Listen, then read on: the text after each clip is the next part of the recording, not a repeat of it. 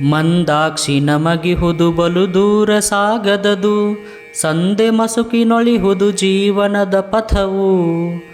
ಒಂದು ಮೆಟುಕದ ಕೈಗೆ ಏನು ಕಣ್ಕೆನಕುವುದು, ಸಂಧಿಯವೇ ನಮ್ಮ ಗತಿ ಮಂಕುತಿಮ್ಮ. ಮಂದಾಕ್ಷಿ ನಮಗಿಹುದು ಬಲು ದೂರ ಸಾಗದದು, ಸಂದೆ ಮಸುಕಿನೊಳಿಹುದು ಜೀವನದ ಪಥವು. ಒಂದು ಮೆಟುಕದ ಕೈಗೆ ಏನೋ ಕಣ್ಕೆನಕುವುದು, ಸಂಧಿಯವೇ ನಮ್ಮ ಗತಿ ಮಂಕುತಿಮ್ಮ. ಆತ್ಮೀಯರೇ, ಈ ಕಗ್ಗದ ಭಾವಾರ್ಥ ಹೀಗಿದೆ. ನಮ್ಮದು ಮಂದವಾದ ದೃಷ್ಟಿ, ದೂರದ್ದನ್ನು ಕಾಣಲಾರದು. ಜೀವನದ ದಾರಿ ಸಂಜೆಯ ಮಂಜಿನೊಳಗೆ ಇದ್ದಂತಿದೆ. ಏನೋ ಕಣ್ಣನ್ನು ಕೆಣಕುತ್ತದೆ, ಆದರೆ ಕೈಗೆ ಸಿಗುವುದಿಲ್ಲ. ಸಂದೇಹವೇ ನಮ್ಮ ಗತಿಯಾಗಿದೆ. ನಮಗೆ ಮಂದಾಕ್ಷಿ ಏಕೆ?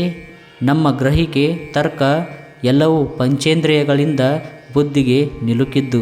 ಆದರೆ ನಮ್ಮ ಬುದ್ಧಿಯನ್ನು ನಾನಾ ಮೋಹ ಮಮತೆಗಳು, ರಾಗ ದ್ವೇಷಗಳು ಯಾವಾಗಲೂ ಹಿಡಿದುಕೊಂಡಿರುತ್ತವೆ. ನಮ್ಮ ಮನಸ್ಸಿನ ತಳದಲ್ಲಿ ಗುಪ್ತವಾಗಿ ಕುಳಿತಿರುತ್ತವೆ. ಅವುಗಳಿಂದ ಹೊರಡುವ ವಾಸನೆಗಳು ಮೋಡಗಟ್ಟಿ ನಮ್ಮ ಜೀವನದ ಕಣ್ಣನ್ನು ಆವರಿಸಿಬಿಡುತ್ತವೆ. ಈ ಮೋಡಗಳ ಮರೆಯನ್ನು ಪೂರ್ತಿಯಾಗಿ ನಿವಾರಿಸುವವರೆಗೆ ನಮ್ಮ ಕಣ್ಣು ನಿಜವಾದ ಪೂರ್ಣವಾದ ಬೆಳಕನ್ನು ಕಾಣಲಾರದು.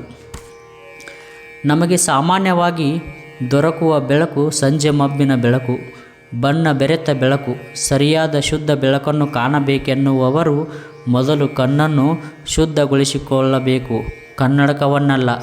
ಅದು ಹೇಗೆ? ಶ್ರದ್ಧೆಯಿಂದ ಮಾತ್ರ ಅದು ಸಾಧ್ಯ.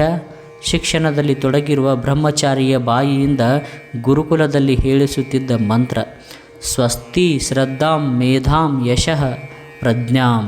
ಮೊದಲು ಶ್ರದ್ಧೆ, ಶ್ರದ್ಧೆಯಿಂದ ಜ್ಞಾನ, ತರ್ಕದಿಂದ ವಿಜ್ಞಾನ. ನಮಗೆ ಎರಡೂ ಬೇಕು. ನಮ್ಮ ಬದುಕಿಗೆ ಅವೆರಡೂ ಕಣ್ಣಿದ್ದಂತೆ. ಜ್ಞಾನಂ ವಿಜ್ಞಾನ ಸಹಿತಂ ಎಂಬುದು ಪೂರ್ವಿಕರ ಮಾತು.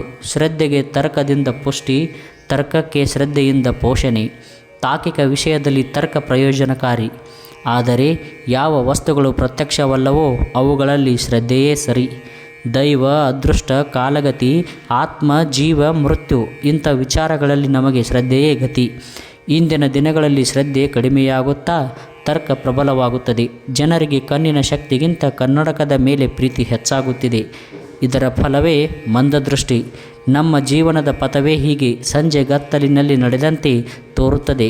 ಕಷ್ಟಗಳಿಗೆ ಪರಿಹಾರ ತೋರಿದಂತೆ ಕಾಣುತ್ತದೆ, ಆದರೆ ಪರಿಹಾರ ದೊರೆಯದು.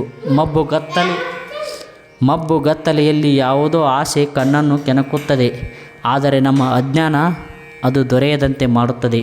ಹಾಗಾಗಿ ನಮ್ಮ ಬದುಕೆಲ್ಲ ಸಂದೇಹದಲ್ಲೇ ಕಳೆದು ಹೋಗುತ್ತಿದೆ. ಈ ಕಣ್ಣಿನ ದೃಷ್ಟಿ ಸ್ವಚ್ಛವಾಗಬೇಕಾದರೆ ಸಂದೇಹ ತೊಲಗಬೇಕು. ಅದಕ್ಕೆ ಶ್ರದ್ಧೆ ಬೇಕು. ಅದು ಬಲವಾದಾಗ ರಾಗ ದ್ವೇಷಗಳ ಮರೆ ಕೊಂಚ ಸರಿದಾಗ ದೃಷ್ಟಿ ಬಲವಾಗುತ್ತದೆ, ಬದುಕು ಹಸನಾಗುತ್ತದೆ ಎನ್ನುತ್ತಾರೆ DVಜಿಯವರು. ಧನ್ಯವಾದಗಳು. Thank you.